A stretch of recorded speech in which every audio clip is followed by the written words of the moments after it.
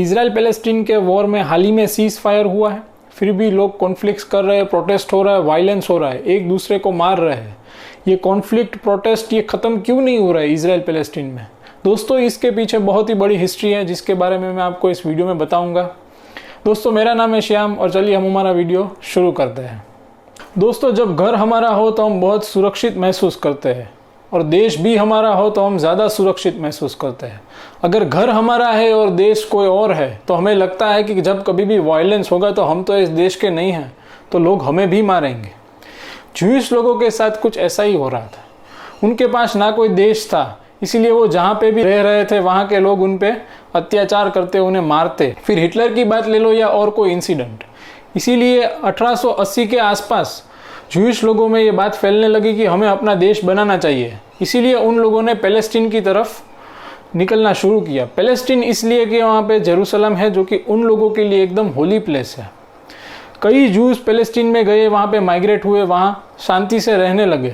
उस वक्त वहाँ पे ऑटोमन अम्पायर का कंट्रोल था पैलेस्टीन में। तभी वहाँ पे ज्यूस, मुस्लिम्स और क्रिश्चियंस तीनों शांति से रह रहे थे। कोई प्रोटेस्ट नहीं, कोई वायलेंस नहीं, क्योंकि वहाँ पे बहुत ही कम पॉपुलेशन थी, उनका रेशियो भी कम था, इसीलिए कोई वायलेंस प्रोटेस्ट नहीं हो रहा। फिर 1896 में थियोडोर हर्सल नाम के एक ज्यूस ने ज़ायोनिज्म मूवमेंट की शुरुआत की। इस मूवमेंट का मकसद ये था कि ज्यूइश लोगों का एक अलग देश हो, लेकिन ये मूवमेंट ज़्यादा सक्सेसफुल नहीं हुआ। फिर हम आगे बढ़े तो 1914 में वर्ल्ड वॉर 1 की शुरुआत हो जाती है। ब्रिटेन ऑटोमन अम्पायर से लड़ रहा होता है। ब्रिटेन को ये पता होता है कि वो ऑटोमन अम्पायर से शायद हार जाएगा, लेकिन तभी उन्हें पता चलता है कि यहाँ के अरब लोगों को ये डिमांड है कि हमारा एक इंडिपेंडेंट नेशन होना चाहिए। इस बात का फ़ायदा उठाते हुए ब्रिटेन का एक रिप्रेजेंटेटिव हेनरी मैकमोहन वहाँ जाता है, उनके लीडर से बात करता है कि अगर आप हमारा साथ दो ऑटोमन अम्पायर को गिराने में, तो हम आपको जब जीतेंगे तो आपको आपका देश देंगे। और इसे हुसैन मैकमोहन कोरेस्पोंडेंस का नाम दिया गया। फिर ज़ायोनिज्म मूवमेंट आगे बढ़ता है और धीरे धीरे अग्रेशन में आता है। ब्रिटेन को यह बात पता चलती है और ब्रिटेन को भी ज्यूइश की ज़रूरत थी, क्योंकि ब्रिटेन को पूरी दुनिया में कंट्रोल करना था और अमेरिका पे कंट्रोल करने के लिए उनको ज्यूस का सपोर्ट चाहिए था। इसीलिए उन्होंने ज्यूस को कहा कि भाई अगर आप हमारा सपोर्ट करेंगे, जब कभी भी हमें ज़रूरत हो तो हम आपको आपका देश बनाने में मदद करेंगे। ब्रिटेन की तरफ से उनके फॉरेन सेक्रेटरी आर्थर बाल्फोर जाते हैं और ज्यूस के कम्युनिटी लीडर जो कि वॉल्टर रूथस्चाइल्ड है, उनसे बात करते हैं और उन्हें कहते हैं कि आपका जो नेशनल होम है उसे हम बनाने में मदद करेंगे, लेकिन वहाँ पे जो नॉन ज्यूइश लोग हैं उनकी सिविल और सोशल राइट प्रोटेक्टेड होनी चाहिए। इसे बाल्फोर डिक्लेरेशन का नाम दिया गया है। लेकिन यहाँ पे ज्यूइश और अरब लोगों को ये पता नहीं होता है कि ब्रिटेन ने एक और डील फ्रांस के साथ और रशिया के साथ की है। जी हाँ, साइक्स-पिकोट अग्रीमेंट, जो कि 1916 में ब्रिटेन ने फ्रांस और रशिया के साथ साइनिंग की थी, उसमें ये तय हुआ था कि जब मिडल ईस्ट में ऑटोमन अम्पायर गिर जाएगा तो उनका कंट्रोल हम तीनों करेंगे। रशिया ने कहा कि भाई कॉन्स्टेंटिनोपल यानी कि आज का जो इस्तांबुल है वहाँ पे और मेडिटेरियन सी पे मेरा कंट्रोल रहेगा। फ्रांस ने सीरिया का कहा और ब्रिटेन ने कहा कि पर्शियन गल्फ और स्यूज कैनाल, उस पर मेरा कंट्रोल रहेगा, क्योंकि ब्रिटेन को इंडिया पे भी कंट्रोल करना था। इसीलिए स्यूज कैनाल और पर्शियन गल्फ अगर उनके पास आता है तो इंडिया पे इजीली कंट्रोल वो कर सकते थे। फिर जब वॉर खत्म हुआ तो ब्रिटेन की जीत हुई। फिर जब 1920 आया तो ब्रिटेन ने कहा कि भाई हम बाल्फोर डिक्लेरेशन है वो उसे इम्प्लीमेंट करेंगे और ज्यूइश लोगों को उनका एक स्टेट देंगे। अरब लोगों को कोई प्रॉब्लम नहीं था, क्योंकि वहाँ पे ज्यूइश लोग बहुत ही कम थे। लेकिन जब बाल्फोर डिक्लेरेशन का इम्प्लीमेंटेशन होने वाला है, ये बात पूरी जगह पे फैली, पूरी दुनिया में फैली, तो पूरी दुनिया से ज्यूइश पैलेस्टीन में आने लगे और ज्यूस की पॉपुलेशन धीरे धीरे बढ़ने लगी। फिर 1923 में mandate of Palestine league of nation ने बाहर निकाला, जिसका मकसद ये था कि ज्यूइश नेशनल होम को वो अग्री करता है। और इस बात का नुकसान पैलेस्टीनियन यानी कि अरब लोगों को था, लेकिन फिर भी कुछ मसला हुआ नहीं, कुछ प्रोटेस्ट हुआ नहीं, क्योंकि ज्यूइश लोग बहुत ही कम थे। लेकिन फिर धीरे धीरे माइग्रेशन होता चला गया और ज्यूइश लोग जो है उनकी पॉपुलेशन बढ़ती गई। फिर ब्रिटेन, अरब लोगों को जब ये प्रॉब्लम हुआ तो उन्होंने ब्रिटेन को कहा कि भाई इन लोगों की पॉपुलेशन तो बढ़ रही है। तो ब्रिटेन ने कहा कि ठीक है भाई, उनके जो माइग्रेशन है उसमें लिमिट लगा देते हैं, और उन्होंने माइग्रेशन में लिमिट लगा दी। फिर 1933 में जर्मनी में हिटलर पॉलिटिकल पावर में आता है और ज्यूइश लोगों को मारना शुरू करता है, जीनोसाइड शुरू करता है। 7 मिलियन से भी ज़्यादा ज्यूइश लोगों को हिटलर मार देता है। फिर उससे डर के ज्यूइश लोग पूरी दुनिया में चले जाते हैं। कुछ लोग अमेरिका में जाते हैं, कुछ फ्रांस, कुछ स्पेन में, और ज़्यादातर लोग पैलेस्टीन में आते हैं। हालांकि पैलेस्टीन में लिमिटेशन थी, फिर भी वो लोग आते हैं। फिर जिनोसाइड और बढ़ने लगता है तो ज़्यादातर पैलेस्टीन आने लगते हैं और इलीगल माइग्रेशन भी होता है। फिर 1936 तक जूइश की पॉपुलेशन 4 लाख हो गई थी।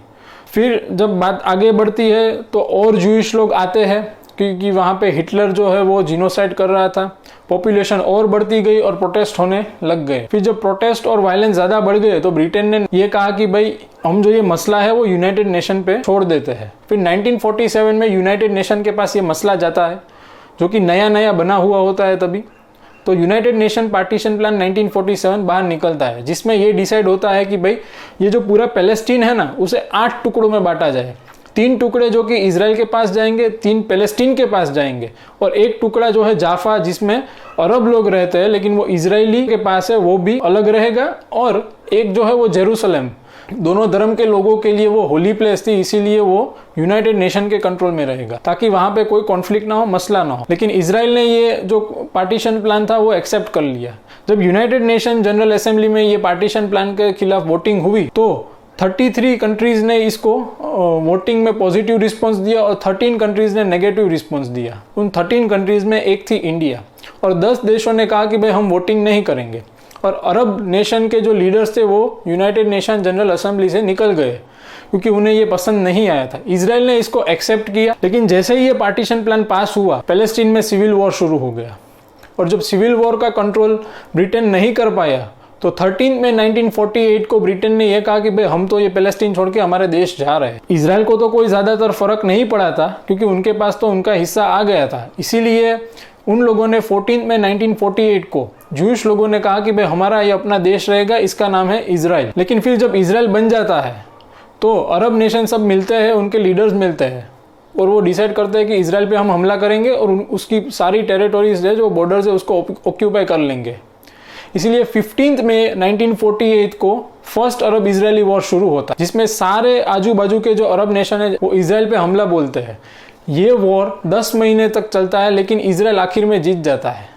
इजराइल जीतता ही है और 60% पैलेस्टीनियन जो वेस्ट बैंक का एरिया थे वो भी इजराइल के कब्जे में आ जाता है। इजिप्ट है वो गाजा स्ट्रिप लेके जाता है, जॉर्डन है वो कुछ हिस्सा वेस्ट बैंक का लेके जाता है। अभी पैलेस्टीनियन लोगों के पास कुछ बचता नहीं है, इसीलिए वो अपने घरों से निकाले जाते हैं। जो लोग वहाँ पे रहते हैं वो रेफ्यूजी की तरह रहते हैं। करीबन 7 लाख से भी ज़्यादा पैलेस्टीनियन लोग बेघर हो गए थे, उन्हें निकाल दिया गया था। उसे पैलेस्टीनियन एक्सोडस कहा गया है या नकबा, जिसका मतलब होता है डिजास्टर या कैटास्ट्रॉफी। फिर इजराइल का कंट्रोल रहता है पूरी जगह पे, कुछ जगह पे जॉर्डन और इजिप्ट का कंट्रोल रहता है। फिर बात आगे बढ़ती है। 1964 में पैलेस्टीनियन लोग जब बहुत थक जाते हैं तो पैलेस्टीनियन लिबरेशन ऑर्गेनाइजेशन की स्थापना होती है, जिसका मकसद ये होता है कि इजराइल के पास जो हमारी ज़मीन है, जॉर्डन के पास है और इजिप्ट के पास है, वो हमें वापस दी जाए, वहाँ पे हम लोग रहना चाहते हैं। इजराइल इसे टेररिस्ट ऑर्गेनाइजेशन घोषित करता है और यूएस भी कहता है कि हाँ वो टेररिस्ट ऑर्गेनाइजेशन है। एक तरफ से देखें तो वो लोग सही थे, क्योंकि जब इंडिया ब्रिटेन के कंट्रोल में था तो इंडिया में भी कई ग्रुप्स बने जिन्हें का मकसद ये था कि भाई इंडिया को ब्रिटिश के राज से निकाला जाए। तो क्या वो भी टेररिस्ट थे? इसीलिए यहाँ पे डिफरेंट पॉइंट ऑफ व्यू होता है, सबका डिफरेंट ओपिनियन होता है। फिर 1967 में फिर से इजराइल पे वॉर होता है जो 6 दिन चलता है। जॉर्डन, इराक, सीरिया और इजिप्ट ये वॉर करते हैं। इजराइल ये वॉर भी जीतता है, लेकिन वो वॉर तो जीतता है, सीरिया के पास से गोलन हाइट्स, जॉर्डन के पास से पूरा वेस्ट बैंक और इजिप्ट के पास से गाजा स्ट्रिप और सिनाई पेनिनसुला भी वो ले लेता है। अभी इजराइल के पास जो लैंड एरिया होता है वो यूनाइटेड नेशन पार्टीशन प्लान से 3 गुना ज्यादा होता है। फिर 1967 के बाद इजरायली लोग जो है वो वेस्ट बैंक में सेटलमेंट शुरू करते हैं, वहाँ पे माइग्रेट होते हैं, वहाँ पे रहते हैं, घर बनाते हैं। ये सिलसिला 1980 तक चला। फिर अगर हम बात करें आगे की तो 1974 में यूनाइटेड नेशन जनरल असेंबली ने कहा कि भाई जो पैलेस्टीनियन लिबरेशन ऑर्गेनाइजेशन है वो पैलेस्टीनियन लोगों का रिप्रेजेंटेटिव है। पहले उनका कोई रिकॉग्निशन नहीं था, लेकिन 1974 में यूनाइटेड नेशन ने उन्हें रिकॉग्नाइज किया और बोला कि पैलेस्टीनियन लोगों का ये रिप्रेजेंटेटिव है। फिर 1978 में यूनाइटेड स्टेट के प्रेसिडेंट के अंडर इजिप्ट और इजराइल के बीच में पीस ट्रीटी साइन होती है, जिसका नाम है कैंप डेविड अकॉर्ड। इस पीस ट्रीटी का मतलब ये है कि आज से इजराइल जो सिनाई पेनिनसुला है वो इजिप्ट को वापस करेगा और इजिप्ट उसके बदले में इजराइल को एक नेशन मानेगा और जो स्यूज कैनाल है उसका इस्तेमाल इजिप्ट इजराइल को करने देगा। आज तक किसी भी अरब नेशन ने इजराइल को देश नहीं माना था, लेकिन पहली बार इजिप्ट ने माना, इसीलिए अरब नेशन की जो लीग थी उन्होंने इजिप्ट को अरब नेशन लीग से निकाल दिया गया। फिर 1981 में इजिप्ट के प्राइम मिनिस्टर थे उनको असासिनेट कर दिया जाता है उनके लोगों के द्वारा, क्योंकि उन्हें लगता था कि भाई हम इजराइल पे अगर वॉर करते तो हम उनकी ज़मीन भी ले सकते थे, उनके सामने यूँ गिड़गिड़ाने की क्यों ज़रूरत थी, इसलिए उनका असासिनेशन हो जाता है। लेकिन 1967 और 1980 के बीच में जो इजरायली सेटलमेंट होती थी वेस्ट बैंक में, वो कुछ ज़्यादा ही बढ़ गई थी। यूनाइटेड नेशन ने कहा कि ये इलीगल है, उन्हें ये नहीं करना चाहिए, और पूरे दुनिया के देशों ने ये कहा कि आप वहाँ जाके कॉलोनी नहीं बना सकते, वो पैलेस्टीन का एरिया है, भले ही आपने उसे वॉर में लिया हो। फिर पैलेस्टीनियन लिबरेशन ऑर्गेनाइजेशन थी, उनकी थिंकिंग एकदम सेक्युलर थी, वो वायलेंस में ज़्यादा नहीं मानती थी, इसीलिए उनकी ऑपोजिट आइडियोलॉजी में एक ग्रुप पैलेस्टीनियन लोगों में पैदा हुआ जिसका नाम था हमस ग्रुप। हमस ग्रुप की आइडियोलॉजी पैलेस्टीनियन लिबरेशन ऑर्गेनाइजेशन से एकदम ऑपोजिट थी। वो वायलेंस में मानती थी, वो ये मानती थी कि हम इजराइल के सामने गिड़गिड़े हैं, क्यों उनसे बात क्यों करें, हम सीधा हमला करें और अपनी ज़मीन अपना हिस्सा अपने पास ले लें। फिर 1987 और 1993 के बीच में फर्स्ट इंतिफादा हुआ। इंतिफादा पैलेस्टीनियन लोगों के शब्दों में कहा जाए तो अपराइजिंग। फर्स्ट इंतिफादा में वायलेंस, प्रोटेस्ट सब हुआ और कुछ हद तक ज़्यादा ही हुआ। फिर 1992 को इजराइल को yitzhak रबीन के नाम पे एक प्रधानमंत्री मिलते हैं जो कि वायलेंस प्रोटेस्ट में बिल्कुल मानते नहीं थे, इसीलिए उन्होंने पैलेस्टीन लिबरेशन ऑर्गेनाइजेशन को ये कहा कि हम बैठ के ये मसला सॉल्व करते हैं। इसीलिए उन्होंने ये मसला सॉल्व किया और ये कहा कि भाई जहाँ पे पैलेस्टीनियन लोगों की कॉलोनी है वहाँ पे पैलेस्टीनियन कंट्रोल रहेगा, और जहाँ पे इजरायली है वहाँ पे इजरायली का कंट्रोल रहेगा। इसीलिए पूरे एरिया को 3 एरिया में डिवाइड किया गया, एरिया ए, बी और सी। एरिया ए में जहाँ पे पैलेस्टीनियन अथॉरिटी का कंट्रोल रहेगा, बी में पैलेस्टाइन और इजरायली अथॉरिटी का दोनों का कंट्रोल रहेगा, और सी में इजरायली अथॉरिटी का कंट्रोल रहेगा। इसके बाद 1994 में पैलेस्टीनियन नेशनल अथॉरिटी की स्थापना होती है, जो कि पैलेस्टीनियन लिबरेशन ऑर्गेनाइजेशन थी, उसे पैलेस्टीनियन नेशनल अथॉरिटी का नाम दिया जाता है जो पैलेस्टीन पे कंट्रोल करेगी। फिर 1996 में yitzhak रबीन का असासिनेशन हो जाता है। वो असासिनेशन जूइश के एक्सट्रीमिस्ट विंग के लोग करते हैं, उन्हें पॉइंट ब्लैंक रेंज पर 3 बुलेट मारी जाती है।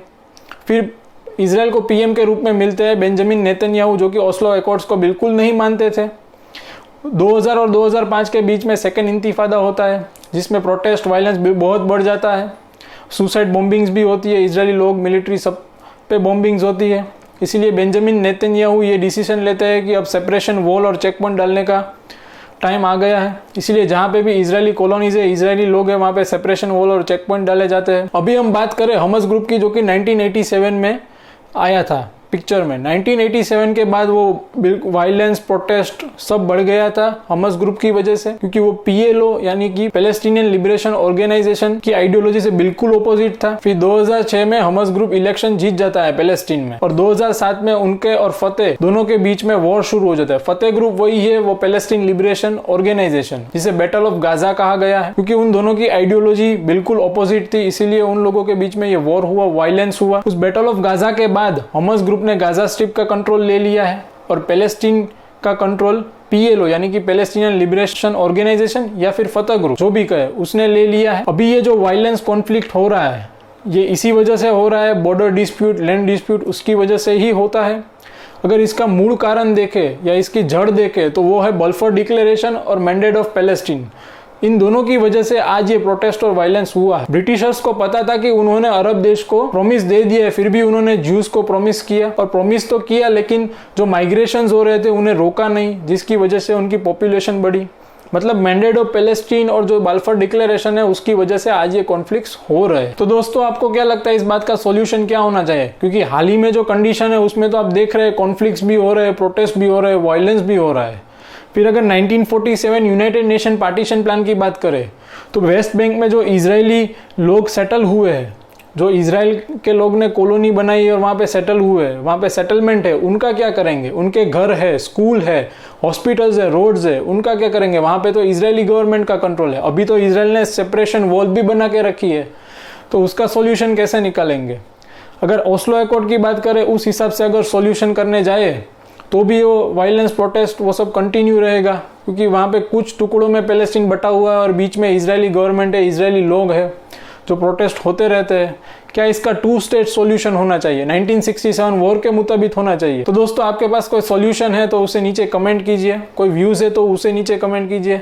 अगर ये वीडियो आपको इन्फॉर्मेटिव लगा, उसे पसंद आया तो इसे लाइक कीजिए, शेयर कीजिए और सब्सक्राइब करना ना भूलें। शुक्रिया।